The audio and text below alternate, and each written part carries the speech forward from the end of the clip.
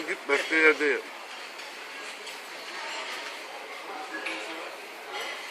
Elden beslenen yaban arısı.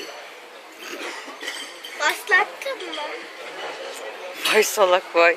Başlattım. Bak.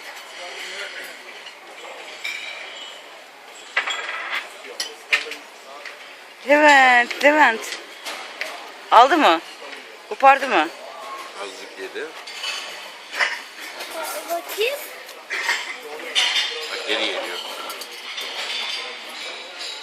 Elime geldi. Ay Allah ya Rabbim. Bir de elimin iğnesini biliyor. Elime. Acıtmıyor mu? O şimdi yemekle meşgul.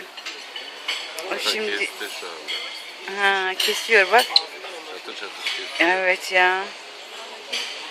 Yok Ve böyle bir aldı. şey. Dur. Kesti. Ve aldı. Biliyor. Hadi geçmiş olsun.